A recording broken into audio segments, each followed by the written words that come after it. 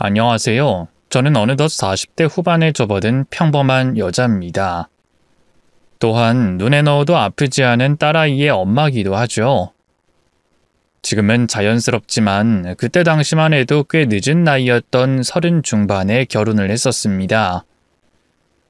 당시 남편은 재혼이었고 아내와는 극심한 성격 차이로 헤어지게 됐다고 했죠.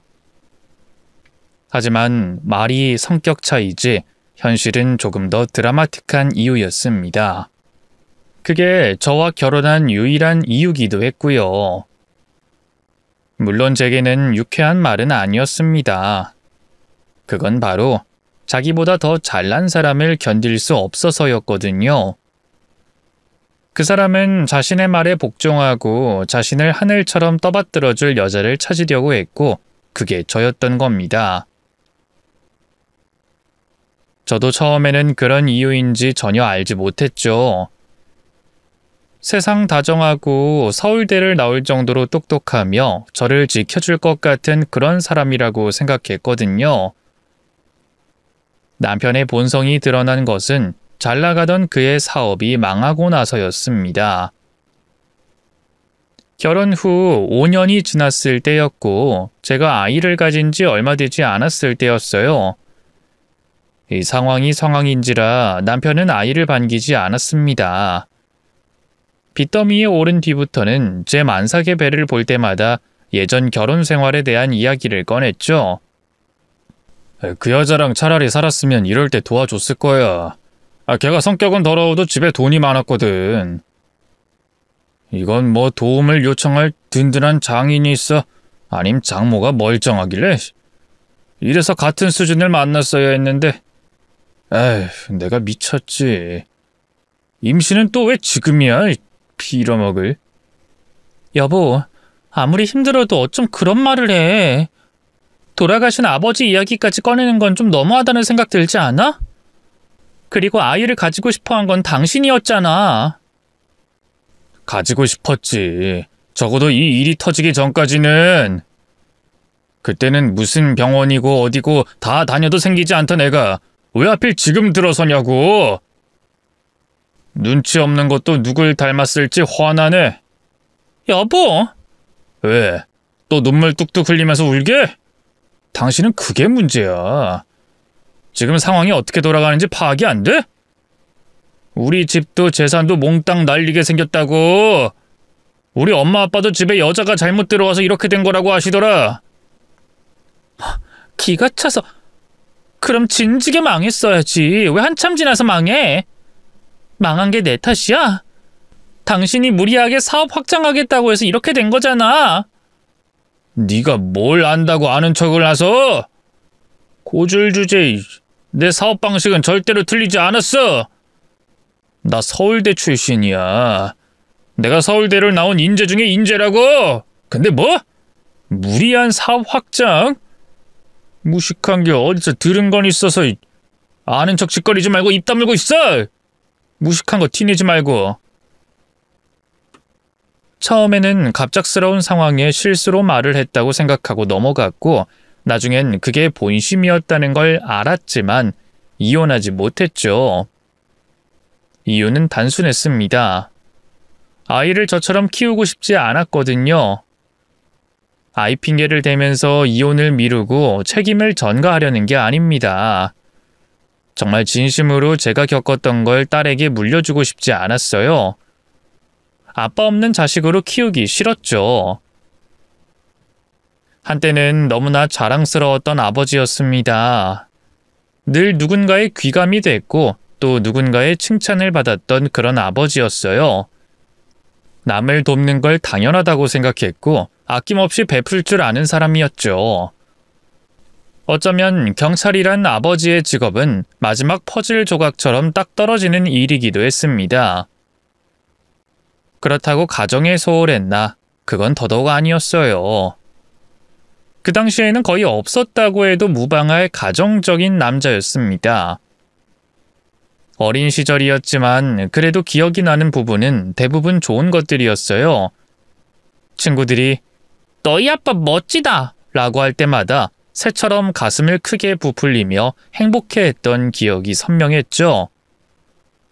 어머니와 아버지가 사이좋게 손을 잡고 걸어가는 모습을 물끄러미 본 적도 있었습니다. 그럼 저는 손을 끊어내는 놀이를 하는 것처럼 항상 그 사이를 병아리처럼 파고들곤 했어요. 더없이 완벽한 가족이었습니다. 문제가 생겨난 것은 너무나 완벽했기에 그의 부재가 근간을 흔들었다는 거였죠. 너무나 갑작스러운 교통사고였습니다. 도대체 왜 그곳에 있었는지, 어딜 가려고 했는지도 모를 사고였죠. 어머니는 그날을 회상하며 말씀하시곤 했습니다. 너희 아빠는 분명 또 누군가를 도우려고 그곳에 갔던 거야. 그런 사람이었으니까. 하지만 아버지의 죽음은 제게서 너무나 많은 것을 가져갔어요. 어머니는 사고 이후 3년이 넘는 시간을 시체처럼 보냈습니다. 너무나 나약했던 내 어머니는 죽음 자체를 받아들이지 못했고 마땅히 해야 할 돌봄을 아예 손에서 놔버렸죠. 마치 깜빡하고 두고 온 물건이 생각난 사람처럼 이따금 저를 쓰다듬어주는 게 전부였습니다. 아버지와 꼭 닮은 제 눈을 보면서 눈물을 흘리면서 말이죠. 우울감과 무기력함이 어머니를 집어삼키는 걸 어린 저는 보면서 자라야 했습니다. 하지만 더 큰 문제는 그걸 극복해 보겠다고 집을 나서기 시작하면서였어요. 엄마, 이게 뭐야? 이것들 대체 뭐냐고? 이거? 그 엄마가 앞으로 일을 해야 되니까 이게 빙하물이라고 하는데 엄청 건강해지는 거라고 하더라. 특별한 물이지. 아픈 것도 다 나아. 엄마도 이거 마시니까 좋아지더라.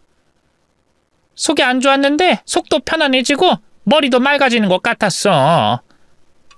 엄마가 실제로 효과를 봤다니까. 너도 한 잔 줄까? 비싸긴 한데 엄마가 그 정도는 해줄 수 있어. 마셔. 마셔봐. 엄마, 이거 사기 아니야? 무슨 물을 마시고 건강해진다는 거야. 아이, 넌 모르면 가만히 있어. 엄마가 다 알아서 할 거야. 앞으로 우리 딸 고생 안 시킬 거야. 엄마가 아빠 대신 널 지킬 거야. 돈도 많이 벌어서 너 보란듯이 잘 키울 거야. 알았니? 넌 앞으로 공부만 하면 되는 거야. 엄마가 이거 팔아서 돈 벌 거니까. 알았니? 엄마, 이거 사기야. 그런 물이 어딨어. 난 한 번도 들은 적 없어. 아는 사람만 아는 거래. 부잣집인 사람들은 이것만 마신대. 그래서 가난한 사람들이 병에 잘 걸리는 거라잖아. 아유, 절대로 사기 아니야.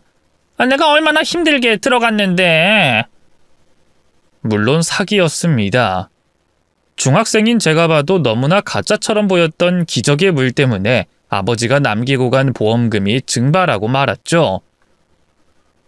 떠올리고 싶지도 않은 그런 일들이 제가 자라면서 쭉 지속됐습니다. 희한하게도 어머니 주변에는 온통 하이에나 같은 인간들이 들끓었죠. 마치 그런 것들만 당기는 자석이 달린 사람처럼 말입니다. 그래서 저는 대학에 들어가는 건 애초에 꿈꾸지도 못했고 너무나 일찍 한 집안의 가장이 돼야 했죠. 그래서 어느 순간부터는 아버지를 원망하기 시작했습니다. 모든 일의 시발점에 다다르면 늘 이런 생각이 들었어요. 아버지가 죽지 않았다면, 생판 모르는 인간들을 위해서 길을 나서지만 않았다면 하는 생각이었죠. 제가 살아오면서 어머니에게 가장 많이 했던 말은 이거였습니다. 엄마, 제발 그냥 아무것도 하지 말고 가만히 있어. 아니, 넌 왜 들어보지도 않고 화를 내? 이번엔 엄마가 잘 알아보고. 알아봐? 뭘 알아봐? 이거 다단계야. 그니까 하지 말라고. 아니, 다단계 아니야. 쇼핑몰을 열어준다고 했다니까. 그니까 그게 다단계라고. 자기들 제품 준다고 하는 게 기적의 물이랑 다른 게 없다고. 도대체 왜 엄마는 가족인 내 말은 안 믿고 그 인간들 말만 믿어? 언제까지 내가 엄마 저지른 짓 뒷수습을 해야 해? 아빠 연금 나온 걸로 그냥 엄마 하나는 먹고 살라고. 그게 어려워? 너 시집도 보내야 하고 엄마도 다 계획이 있어서. 계획 하지도 마! 시집 보내고 싶어? 그럼 가만히 있으라고! 이게 어려워? 대체 나한테 언제까지 이렇게 할 거야? 일을 할 거면 제대로 된 일을 해. 왜 매번 이렇게 사기를 당하냐고! 이번에는 엄마도 다 알아보고. 엄마, 그 욕심이 문제야. 돈 있으면 아빠 살아있을 때랑 똑같아질 것 같아? 아니? 정신을 먼저 차려. 지금 엄마가 하는 짓들이 날 더 망가뜨리고 있다는 거 몰라? 엄마 뒷수습하다가 내가 먼저 죽을 것 같아. 근데 뻔뻔하게 결혼! 너 엄마한테 왜 그렇게 버릇없게 말을 해? 엄마가 사람을 미치게 만드니까. 내가 엄마야? 나 엄마 딸이야. 근데 내가 왜 엄마를 돌봐야 하고 이렇게 살아야 해? 내가 왜 엄마의 엄마처럼 살아야 하냐고? 전 확실히 좋은 딸은 아니었습니다. 늘 소리를 지르고 언제나 화가 나 있었죠. 하지만 그렇게라도 하지 않으면 어머니를 지킬 방법이 없었습니다. 결국 저는 그날 어머니와 크게 싸웠고 집을 나가버리고 말았죠. 무작정 돈을 벌겠다고 올라탄 버스가 바로 서울행이었고요. 고시원에 자리를 잡고 작은 중소기업에 취직해서 악착같이 돈만 벌다가 만나게 된 것이 남편이었습니다. 지금 생각해보면 남편이 그렇듯이 저 역시도 사랑만으로 결혼을 한 건 아니었어요. 남편이 온순하고 자신을 떠받들어줄 여자를 찾은 것처럼 저는 안정적인 환경과 따뜻한 보금자리가 간절했으니까 말입니다. 그래서 저 역시 그를 비난할 자격은 없었죠. 물론 완벽한 학벌과 능력 있는 남자를 만났던 대가는 혹독했습니다. 특히 시부모님들은 저를 가정부 대하듯 했죠. 더 솔직히 말하면 이전에 해보지 못한 걸 몰아서 하려는 듯 시집살이를 혹독하게 시켰습니다. 지금은 다 알고 있는 상황이라 정말 전처가 그런 사람이었는지 의심이 되긴 하지만 부자였던 며느리는 시부모님에게 살갑게 대한 적이 단 한 번도 없었다고 하더군요.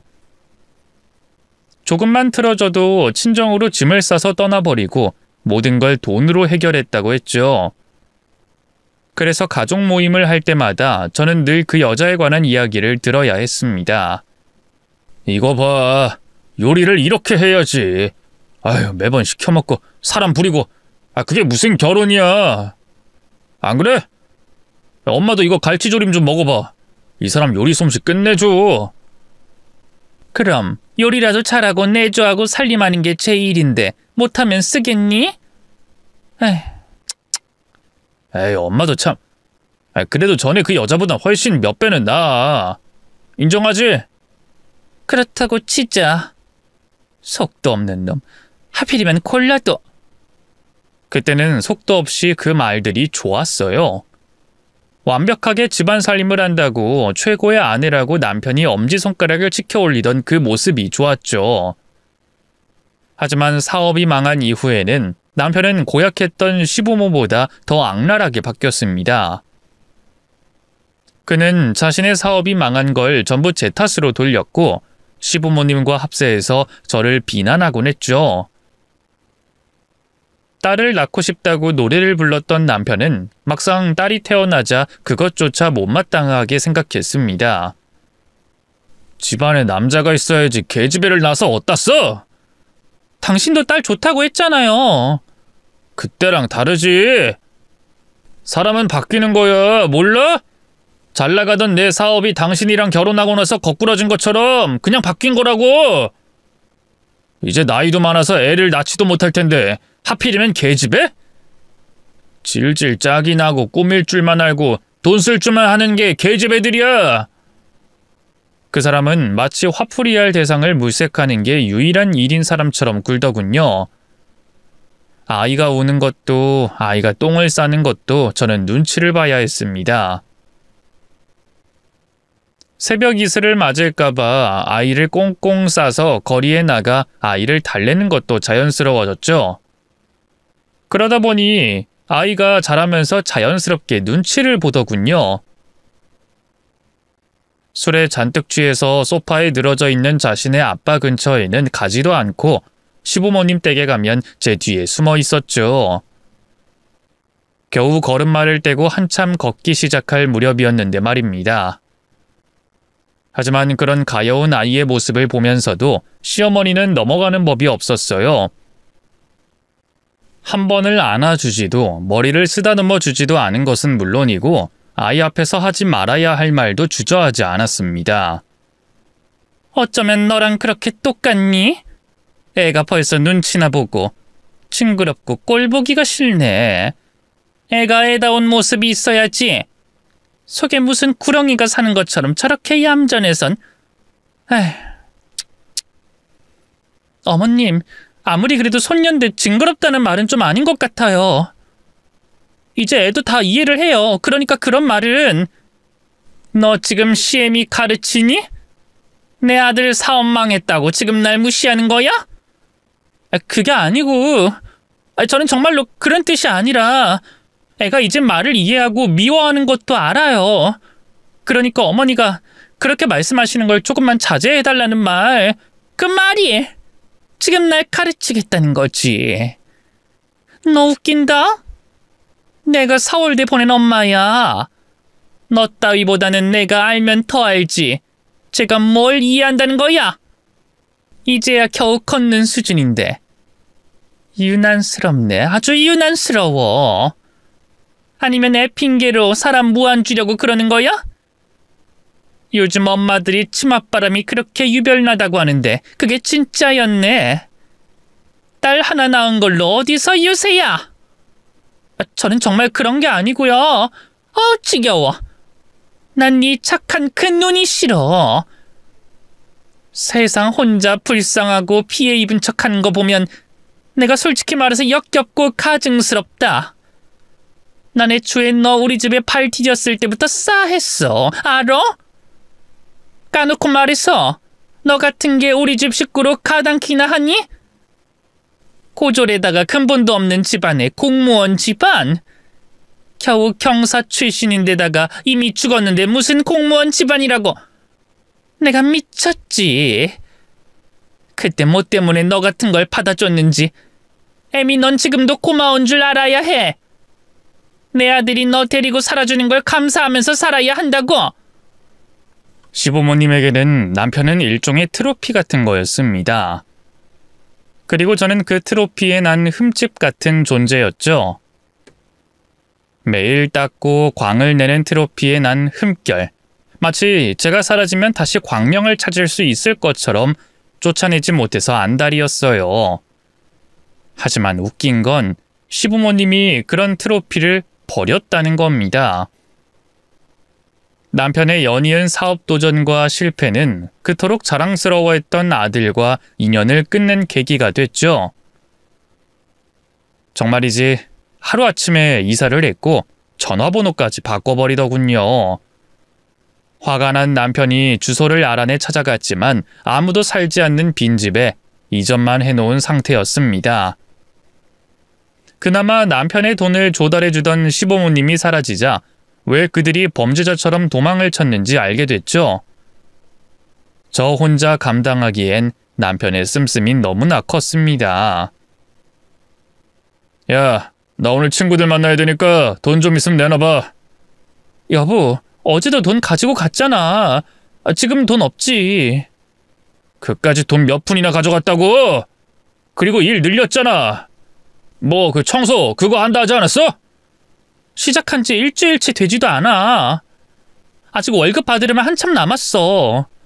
그럼 일을 더 늘려서 돈을 벌라고. 이제까지 내가 주는 돈으로 호의호식하면서 살았으면 조금 더 해도 되는 거 아니야? 그렇게 해서 언제 돈 벌어? 그럼 당신이 애 봐줄 거야? 우리 딸 유치원에서 데리고 오고 데려다 주는 것도 싫다면서. 애만 봐주면 내가 일을 더 늘려도 괜찮아. 뭐? 지금 나더러 그런 짓을 하라는 거야? 동네에 소문낼 일 있어? 나 백수라고? 생각이 있는 거야 없는 거야 이씨. 여보, 지금이라도 취직하는 건 어때? 처음부터 다시 시작해보자, 응? 당신 서울대 출신의 머리도 좋고 어딜 가든 사람들이 환영할 거야. 사업하던 사람이 누구 밑에 들어가서 일하는 거 봤어? 자존심 상하기 내가 어떻게 그런 짓을 해? 그것보다 더 빠른 방법이 있잖아. 사업자금 투자 받아서 제대로 다시 일어나는 거. 투자를 어디서 받을 건데? 이미 몇 번이나 실패했고 대출도 받을 수 없잖아. 재수없게 또 그 소리를. 이씨. 그러니까 당신이 이 모양 이 꼴로 사는 거야. 이렇게 친구를 만나고 나가는 게 다 투자 자금 마련을 위해서라니까? 에휴, 무식한 이거랑 말을 섞는 내가 미친놈이지. 됐고, 가불이라든지 뭐든 해서 돈 가져와. 알았어? 정말이지 끝이 보이지 않는 사막을 걷는 느낌이었습니다. 물은 고사하고 시원한 공기를 마시고 싶은데 목구멍으로 들이치는 건 식도가 녹을 것 같은 뜨거운 공기와 모래바람뿐이었거든요. 그래도 어떻게든 버텨내려고 했습니다. 오로지 아이를 위해서, 완전한 가정을 위해서였죠. 원래는 그런 사람이 아니라는 조약한 희망과 어쩌면 다시 잘 될 수도 있다는 나약한 마음으로 긴 시간 동안 곁을 지켰죠. 그러던 어느 날, 남편이 여느 날과는 다른 밝은 표정으로 저를 반겼습니다. 부부 동반 모임이 생겼다면서 함께 가자고 제안을 하더군요. 일도 있고 나는 안 가는 게 좋지 않을까? 일? 지금 일이 중요해? 지금 동반 모임을 요청한 친구가 어떤 애인 줄 알아? 우리 동기들 중에서도 제일 성공했다고 소문이 자자한 친구라니까? 그런데? 진짜 머리가 멍청해? 나한테 투자를 할 의향이 있다고 하잖아. 근데 꼭 부부 동반으로 나오라고 했고. 그런 자리면 내가 혼자 어떻게 가? 가서 너도 좀 비위 좀 맞추고 그러라고. 거기도 당연히 마누라랑 같이 올 텐데 이때 점수 당신이 좀 따. 여자들 칭찬하고 그런 거 있잖아. 그런 식으로 살살 긁어만 달라는 거지. 여보, 이번엔 진짜야. 진짜라고. 걔 아무나 그렇게 만나겠다고 하지도 않아. 어? 근데 우리 애도 학교에서 오는데 동창 모임이면 보통 저녁에 하잖아. 술도 마실 거고. 그럼 너무 늦는데 애를 혼자 두고 어딜 가. 장모님한테 맡기자. 시골이긴 해도 내가 대충 데려다 주고 오면 되는 거 아니야? 뭐? 우리 엄마한테? 최근에 거의 못 갔잖아. 명절 때 그때 당신 혼자 내려갔었고. 이참에 주말에 데리고 내려갔다가 그러고 바로 동창회 가면 되지. 바로 올라온다고? 에이, 동창회 끝나고 애 안 데리러 갈 거야? 그때 가서 며칠 쉬어. 오랜만에 엄마 밥 먹고 다시 올라올 땐 차로 데리러 갈 테니까. 어? 좋잖아. 투자만 받으면 정말 모든 게 정상으로 돌아올 거야. 당신 고생한 거 내가 다 보상해 줄게. 정말로 가고 싶지 않았지만 남편의 그 말에 저는 못 이기는 척했습니다. 집을 나가고 난 뒤 다시 화해를 하긴 했지만 저와 어머니의 관계는 이전과 많이 달라졌어요. 대면대면해졌다고 해야 할지 저를 조심스러워하셨고 결혼 이후에는 2년에 한 번 가는 것도 어려웠으며 사업이 망한 다음에는 아예 찾아가지 못했죠. 그러니 남편이 친정에 가라고 한 것은 제게 뿌리칠 수 없는 권유였습니다. 그래서 최대한 잘 꾸미고 친정에 방문을 했죠. 가기 전에 미리 연락을 했기에 별다른 말 없이 제 딸을 안아줬습니다. 제가 고맙다고 하고 돌아서려는 순간이었어요. 어머닌 벼랑간 제 손을 잡고는 저도 안아주셨습니다. 엄마, 무슨 일 있어? 저는 평생 하지 않던 포옹에 놀라 어머니를 봤어요. 엄마 혹시 사고 쳤어?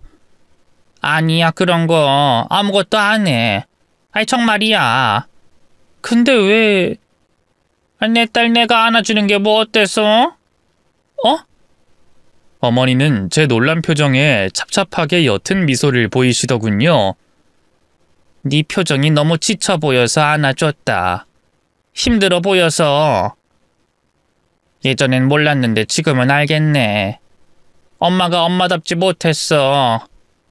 내 딸이 어떤 표정을 하고 있는지, 어떤 생각을 하는지 몰랐어. 그땐 엄마가 잘못했어. 혹시 너 결혼 많이 힘드니? 팩서방이 잘못해줘? 지금 이렇게 화장하고 잘 꾸몄는데 내가 뭐... 나이 들어서 그래. 아이, 엄마, 내가 지금 나이가 몇 살인데 피곤한 거 다 드러나고 할 나이지. 너도 이제 자식 낳아봐서 알 거 아니야. 애 표정만 봐도 어디가 불편하다는 거 엄마들은 다 알아. 내가 엄마답지 못해도 엄마는 엄마야. 힘들면 엄마한테 기대.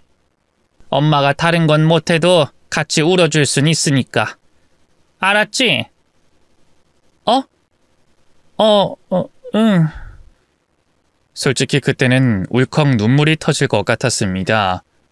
하지만 간신히 참고 또 누르면서 밖에서 기다리던 남편의 차에 올랐죠. 어머니에게 무슨 일이 있나 이런 생각만 하면서 거울을 들여다보니 제 얼굴에는 그림자가 가득했습니다. 어색할 정도로 하얀 얼굴이었지만 생기가 없었죠. 그런데 그런 저를 보더니 남편은 이상한 소리를 하기 시작했습니다. 얼굴 신경 써봤자 소용없어. 내 대학 동기들 마누라들은 매번 관리받고 애초에 어리고 예쁜 애들이 대부분이라. 아이, 그냥 옷을 좀 과감하게 입었어야지. 그게 뭐야? 이 옷이 뭐가 어때서? 내가 가진 것 중엔 제일 예쁜데. 예쁘지. 근데 이제 나이가 있잖아. 나이가 있으면 좀 더 성숙한 면을 어필해야 되는 거 몰라? 자기가 무슨 20, 30대야? 그런 단정한 옷들은 어릴 때나 상큼해 보이지. 여보, 이거 동창회라며. 근데 무슨 옷을 야하게 입어. 동창회는 어떻게 하고 가라는 법 있냐? 그리고 까놓고 말해서 당신이 내세울 게 뭐가 있어? 어리길래 그렇다고 능력이 좋아? 몸매라도 드러나는 옷을 입어야 그나마 봐줄 게 있는 거지. 아휴, 진짜 답답하다, 답답해. 나이 처먹고 뭘 가릴 게 있다고 꽁꽁 숨기길 숨겨? 지금 말 다 했어? 알았어. 알았다고. 그냥 안타까워서 그런 거야. 별 뜻 없다고. 대신 오늘 가서 제대로 굽혀. 알았어? 이게 내 마지막 기회일 수도 있어. 그러니까 잘해, 제발. 꽤 큰 연회장 같은 곳이었습니다. 입구부터 서울대의 마크가 박혀 있었고 들어가는 길에 학생증까지 확인을 하더군요. 남편은 이전에 동문회보다 훨씬 규모가 있고 좋은 곳을 대여한 것 같다며 들떠 있었습니다. 애초에 남편을 초대한 그 친구가 주최한 모임이라고 했죠. 호화로운 음식들이 줄지어 뷔페처럼 차려져 있었고 눈이 핑핑 돌아갈 정도로 큰 샹들리에가 천장에서 번쩍거리고 있었습니다. 허기가 져서 뭔가를 먹으려고 다가갔는데 남편이 제지를 하더군요. 미쳤어? 좀 우아하게 굴어. 다들 먹는데 왜? 우린 목적이 있어. 저런 것 따위 먹을 생각도 하지 마. 그리고 내가 하는 말 뭐든 아는 척도 끼어들지도 정정하지도 마. 알았어? 알았어. 남편은 여기저기 저를 끌고 다니면서 동창들과 반갑게 인사를 했습니다. 그 사람은 여전히 사업이 잘 나가고 있다는 거짓말을 했고 저를 잘 깨지는 유리처럼 대하기까지 했죠. 사랑스러워서 죽겠다는 연기를 보고 있으니 기가 차서 숨이 막힐 지경이었습니다. 그러다가 목적지 앞으로 자연스럽게 가서 착석을 하더군요. 그곳에는 두 부부가 앉아 있었고 누가 봐도 중심에 앉아 있는 사람이 목표라는 걸 알 수 있었습니다. 그 남자의 곁에는 모델처럼 예쁜 부인이 있었는데 저를 불쾌한 시선으로 스캔을 하고는 눈알을 굴리더군요. 오래 기다렸어? 내가 자동차 사고가 나서 차를 급하게 빌린다고 늦었지 뭐야. 사고? 무슨 사고? 안 다쳤어? 재수씨라고 불러야 하나? 몸은 괜찮으세요? 가운데 자리에 앉아있던 남편의 동창이 몸을 기울이며 정말 심각하게 제게 물었죠. 네. 제가 떨떠름하게 대답하자 남편이 주절주절 설명하기 시작했습니다. 아주 가벼운 접촉사고였어. 리어카를 끌던 할아버지랑 부딪혔는데 어쩌겠어. 그냥 보내드렸지. 근데 내가 그 남아있는 박스까지 사드리고 한다고 시간이 걸렸어. 차는 공업사에 맡겼고. 알지? 그 예전에 봤을 거야. 그 벤틀리. 물론 남편의 말은 새빨간 거짓말이었죠. 애초에 사고가 난 벤틀리 같은 건 없었습니다. 사업이 망하기 전에 있었던 것은 벤츠였고 그마저도 압류를 당했죠. 더구나 그 뒤부턴 지하철이나 버스를 타고 다니고 싶지 않다며 제 명의로 대출까지 받아서 산 중고 차량을 타고 다녔으니까요. 이번에 끌고 온 것도 국산 중고차였습니다. 그것도 쪽팔리다면서 아주 먼 주차장 지하에 박아놓고 걸어왔죠. 하지만 남편은 정말 혈색 하나 바뀌지 않고 잘나가는 사업을 운영하는 대표인 것처럼 말했습니다. 오랜 기간 근무한 직원을 위해서 퇴직 기념으로 자동차를 뽑아줬다는 등 봉사활동을 기획하고 있다는 등 자신을 어필할 수 있는 것들을 모두 거짓으로 장식하고 있었어요. 만약 그게 트리 장식이었다면 무게로 나무가 옆으로 기울어졌을 거라는 생각이 들 정도였죠. 오가는 이야기 속에 저는 그저 가만히 있었습니다. 아무것도 먹지 못한 허기진 배를 움켜쥐고 혹시나 소리가 날까봐 눈치를 살폈죠. 대충 돌아가는 이야기를 들어보니 그 친구와 남편은 전혀 친하지 않았다고 했습니다. 동문회에서 몇 번 본 게 전부였던 그런 사이 같았죠. 애초에 범접을 수 없을 정도로 잘나가는 무리의 우두머리였던 겁니다. 하얀 얼굴에 반듯하게 올린 머리, 차가울 정도로 서늘한 표정을 하고 있던 그 남자는 남편의 말에 경청한 것 같다가도 이따금 제게 말을 걸었죠. 재수 씨는 뭘 좀 드셨어요? 여기가 가재 요리가 참 좋은데 가재 요리는 드실 줄 아세요? 아니 못 먹어봤냐는 말은 아니고 갑각류 알레르기가 있으신가 해서요. 제가 말주변이 좀 없어서 이해해 주세요. 아니에요. 가재 그게 좋아해요. 알레르기도 없고요. 근데 먹고 싶지 않아서요. 입맛이 없기도 하고. 아유 저런. 혹시 속이 안 좋은 건 아니시고요? 오늘 요리에 꽤 신경을 썼는데 죽 같은 거 달라고 할까요? 여기 출장 요리사들이 있어서 가능할 텐데. 솔직히 좀 거북했습니다. 너무 과하게 친절하다고 해야 할까? 거기다가 그 친절에 곁에 있던 부인의 눈빛이 점점 날카롭게 박히는 게 느껴졌거든요. 정말로 얼굴이 따가울 정도였죠. 그런데 그때 그 여자가 입을 열더군요. 저기요, 혹시 어디 학교 나오셨어요? 저는 연세대 출신이거든요. 저요? 저는 당황해서 눈만 깜빡거리다가 남편이 옆구리를 찌르자 이어 말했습니다. 저는 대학은 나오지 못했어요. 그러자 여자의 눈이 반달처럼 휘어지더군요. 대학도 안 나오신 분이 어찌 남편을 꼬셨대? 혹시 임신? 그런 걸로 발목 잡는 여자들이 꽤 있다고 하는데 왜 그런 거 있잖아요. 순진하고 공부만 하던 서울대생들을 그런 식으로 홀리는 여자들. 그쪽이 그렇다는 건 아니고 꽤 그런 사건이 많거든요. 순간 불쾌함이 들어 한 소리 하려는 순간 남편이 저를 막아서며 맞장구를 쳤죠. 와, 연세대! 아이 너무 부럽네요. 이렇게 아름다운 분이 머리까지 좋으실 줄은 몰랐어요. 저희 아는 정말 제가 심성 하나 보고 결혼했거든요.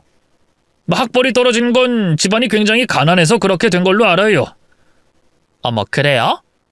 그럼 그거네, 신데렐라. 아닌가? 신데렐라는 타고나긴 귀족이니까. 맞죠, 신데렐라. 귀족이면 뭐합니까? 재산 다 빼앗기고 바보처럼 집에서 하인으로 일을 하는 여잔데. 이 사람도 비슷해요. 저는 너무 화가 나서 뭐라고 말하려고 했는데 순간 남편의 동창이 자신의 아내의 뺨을 후려 갈겼습니다. 벌겋게 얼굴이 달아올라서 어깨까지 들썩이며 씩씩거렸죠. 당신 지금 나 때린 거야? 어떻게 이럴 수 있어? 신데렐라? 임신? 당신이야말로 말이 그게 뭐야? 지금 누구 앞이라고 그런 말을 해? 여보! 감히 지금 저 사람 앞에 두고 농담을 따먹어? 당신이야말로 저 여자... 안녕하세요, 여러분. 지금부터 부끄러운 제 과거에 대해서 이야기해 볼게요. 혹시 여러분도 부모님의 직업이 남들에게 말 못할 만큼 부끄러운 적이 있으셨나요?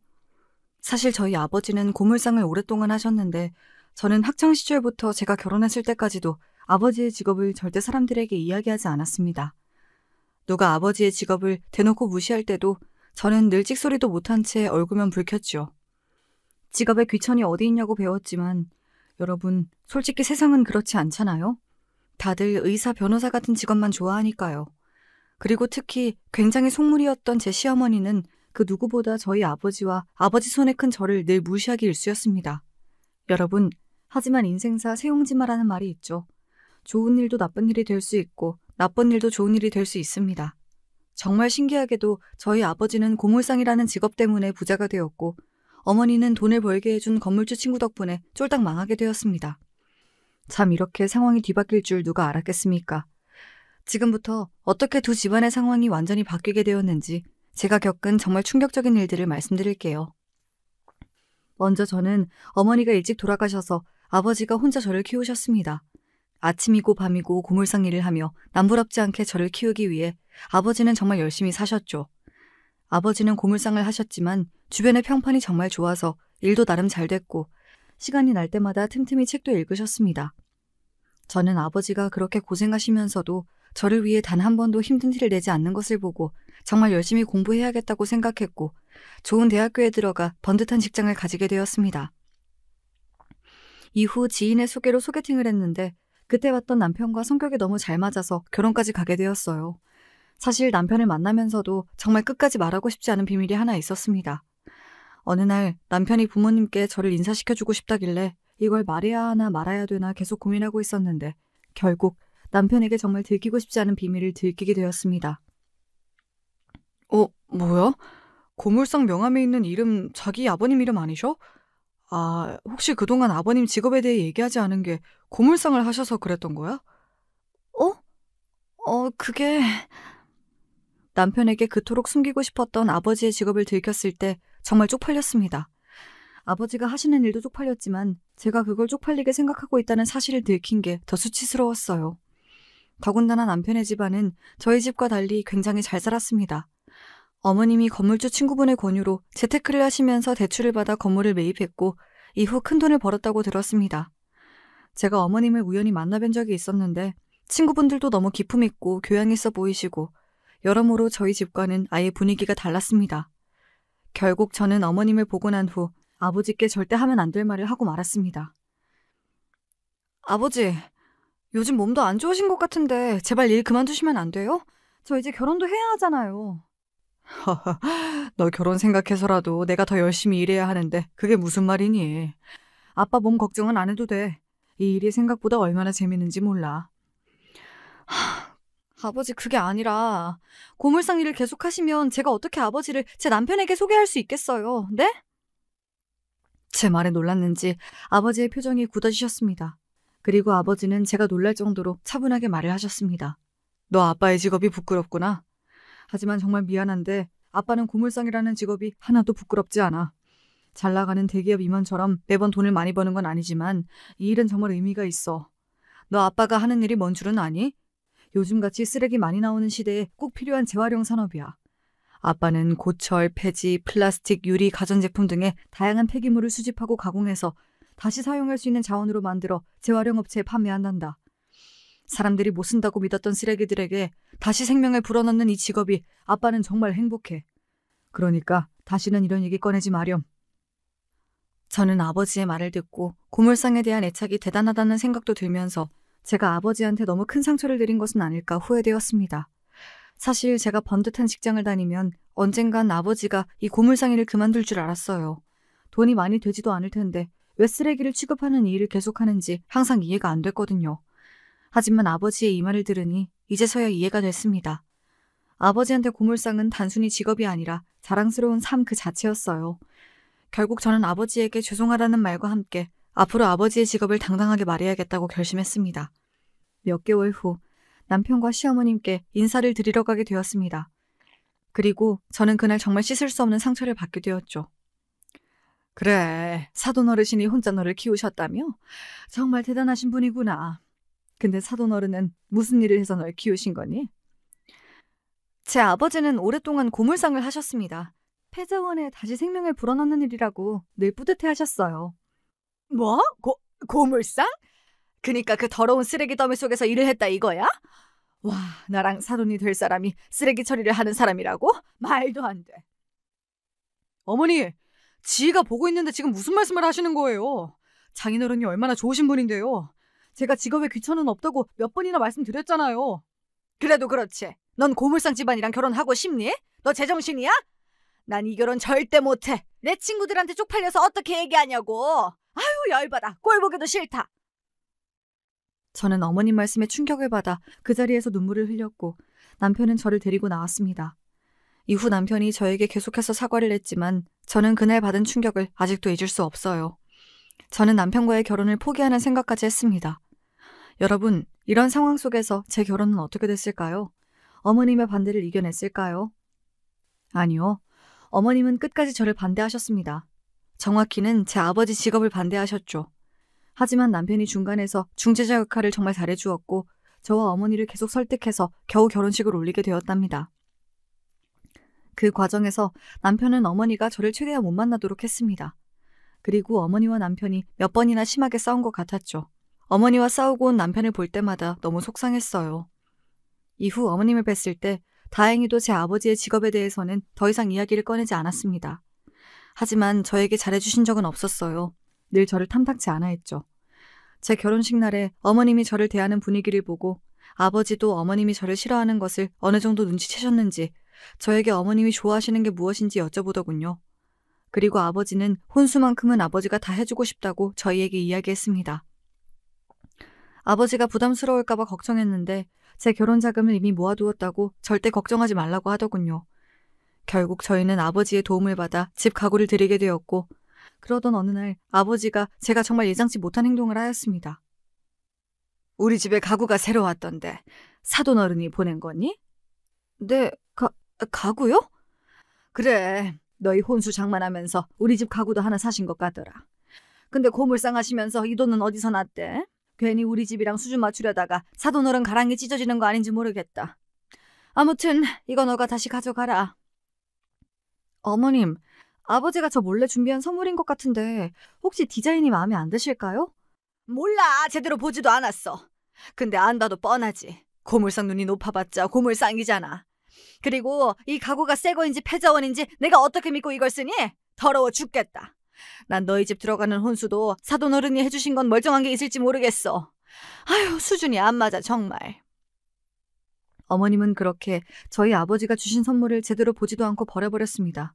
이후 아버지가 저에게 전화와서 어머님의 반응을 물어보셨는데 저는 어머님이 너무 좋아하셨다고 거짓말을 하고 말았죠. 아버지가 어떤 마음으로 어머님 집에 가구를 보냈을지 생각하니 참 마음이 아팠습니다. 아마 제가 무시당하지 않길 바라면서 보내신 거겠죠?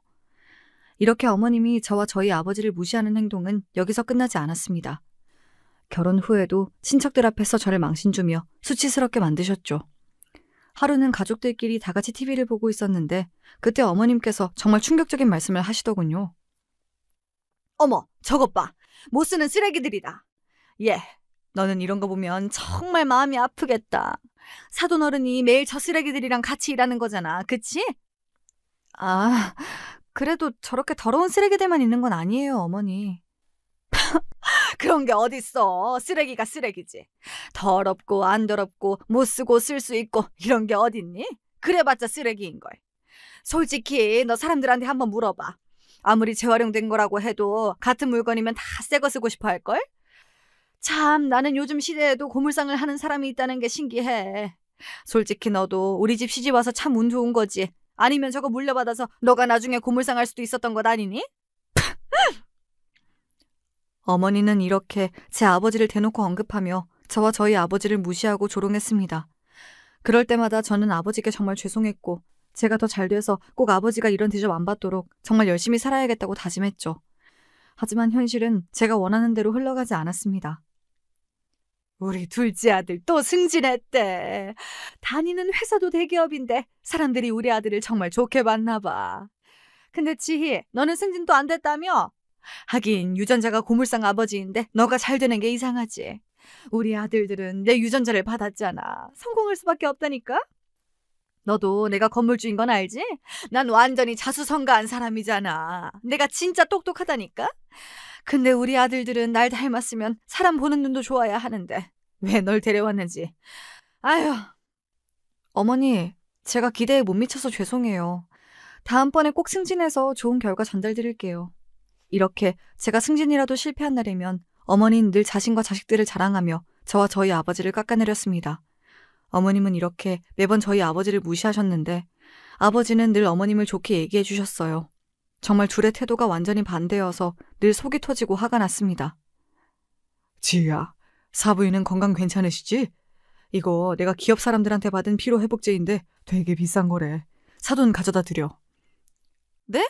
기업 사람들이 아버지를 왜 찾아와요? 아니 그것보다 이건 아버지가 드셔야지 왜 어머님을 드려요? 아버지, 저희 어머님한테 잘해주실 필요 없어요. 그런다고 어머님이 알아주시는 줄 아세요? 어머님이 얼마나 속물이신지 아버지도 보셨으니까 알 거 아니에요. 어허, 지야. 그래도 너희 시어머니인데 그런 식으로 흉보면 안 돼. 속물이 아니라 사돈은 지금 이루어내신 게 많으시니까 현실적으로 늘 사회를 바라보는 거야. 아빠는 또 더 좋은 영양제 많으니까 얼른 사부인 가져다 드려. 그리고 혹시라도 돈 필요하면 아빠 걱정하지 말고 언제든지 얘기해. 알았지? 아버지가 돈이 어딨다고. 알겠어요. 아버지도 늘 건강 잘 챙기세요. 그렇게 저는 아버지가 주신 비싼 피로회복제를 어머님께 가져다 드렸습니다. 정말 웃긴 건 아버지가 준 거라고 하면 더럽고 싼 거라고 안 드시면서 백화점에서 사왔다고 하면 그렇게 잘 챙겨 드시더라고요. 같은 피로회복제인데도 말이에요. 참, 그 꼴이 우습고 어이가 없었습니다.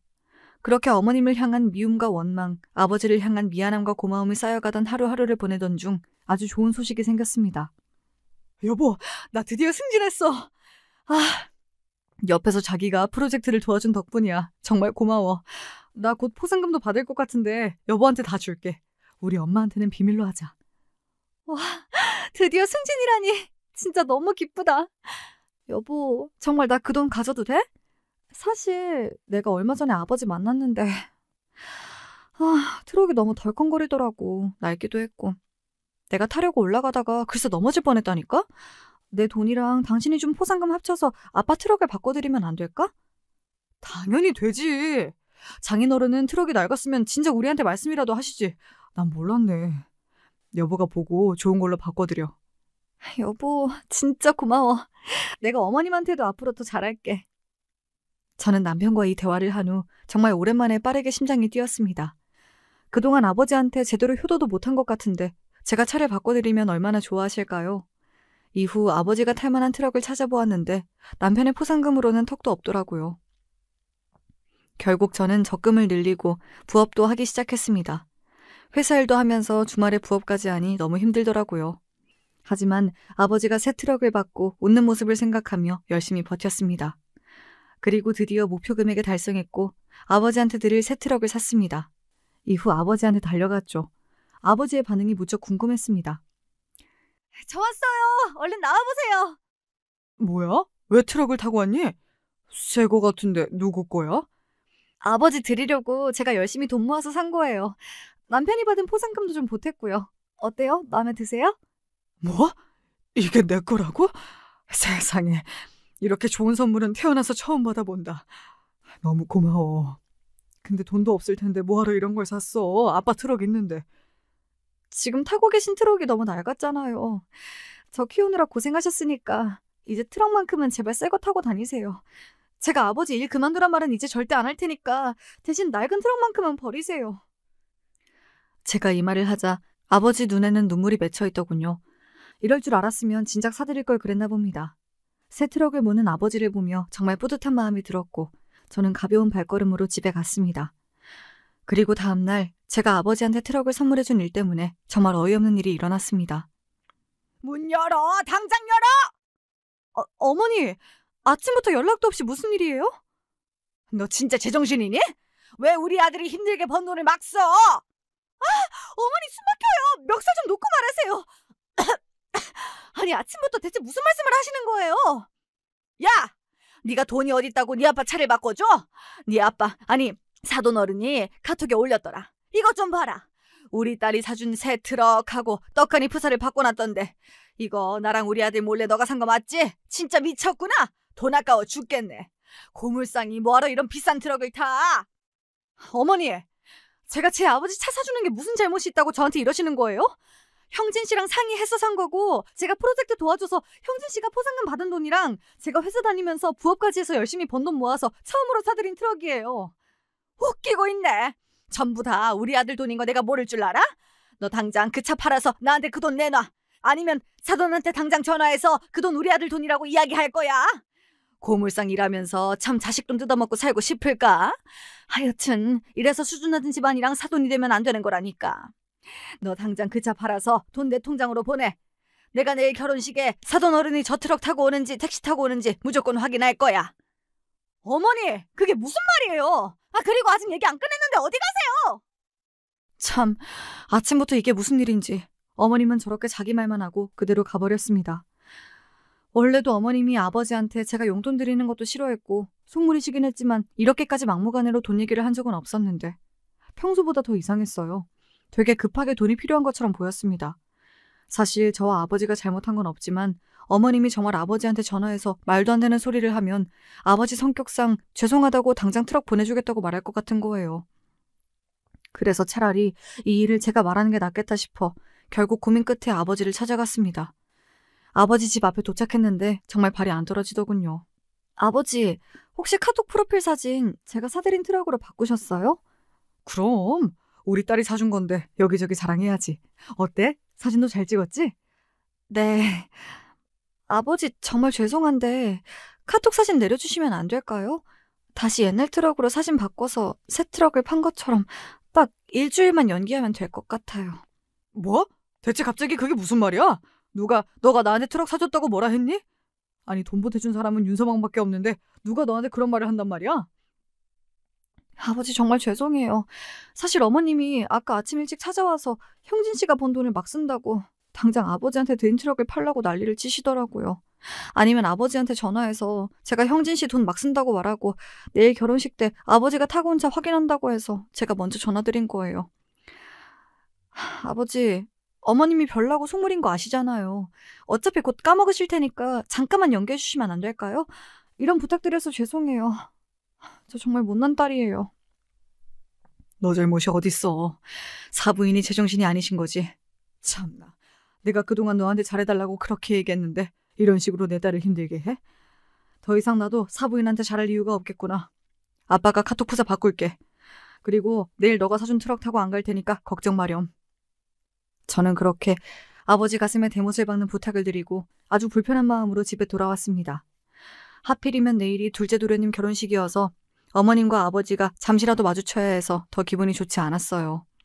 자기 전에 아버지한테 죄송하다는 말씀을 드리려고 카톡을 켰는데 갑자기 정말 생각지도 못한 아버지의 프로필 사진을 발견했습니다. 바로 성공한 사람들만 탄다던 외제차 사진이 있는 것이었습니다. 너무 놀라서 아버지한테 왜 이걸 올렸냐고 물어보고 싶었습니다.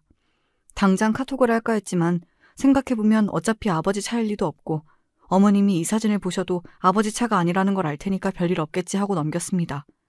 그렇게 다음날이 되었고 저는 결혼식장에 도착했습니다. 택시를 타고 오는 아버지를 모시기 위해 밖으로 나갔는데 마침 어머님도 잠시 밖에 계셨습니다. 그리고 그 순간 삐까뻔쩍한 차 한 대가 도착했습니다.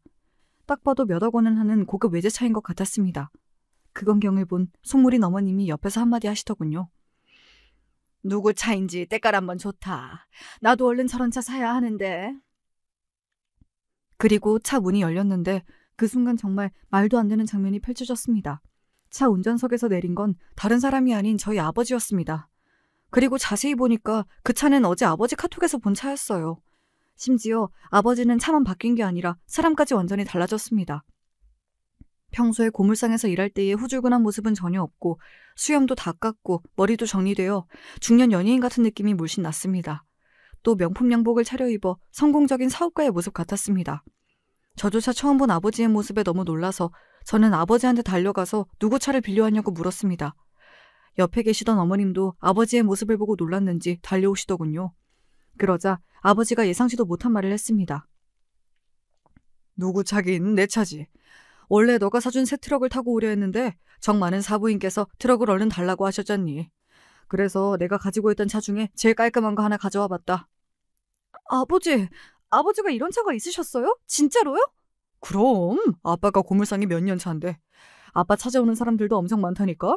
차로 하는 재테크라는 말 아니?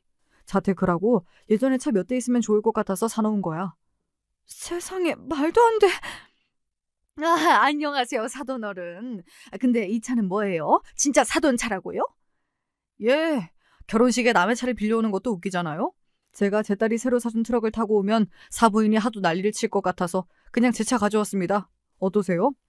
아버지의 대답을 들은 어머님은 정말 놀란 것 같았습니다. 충격을 받았는지 아버지의 말에 대답도 없이 휘청이며 겨우 올라가시더라고요. 하지만 어머님만큼 저도 충격이 컸습니다. 아무리 생각해도 저 고급 외제차가 아버지 거라는 게 믿기지 않았고 지금 제 앞에 있는 사람이 아버지라는 사실은 더 믿을 수가 없었어요.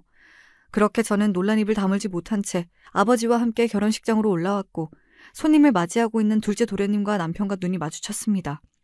남편과 도련님도 아버지를 보자마자 입을 다물지 못하고 저희에게로 다가왔습니다. 둘은 아버지를 보고 회춘했다고 말하더군요. 아버지는 그저 웃으며 고맙다고 했습니다. 그리고 아까부터 어이없는 표정을 하고 있던 시어머니가 그 순간 저한테 다가와서 정말 끔찍한 말을 해댔습니다. 얘, 너 미쳤니? 내가 트럭 바꿔서 내 통장에 돈 넣으라 했더니 그 돈으로 더 비싼 외제차를 사?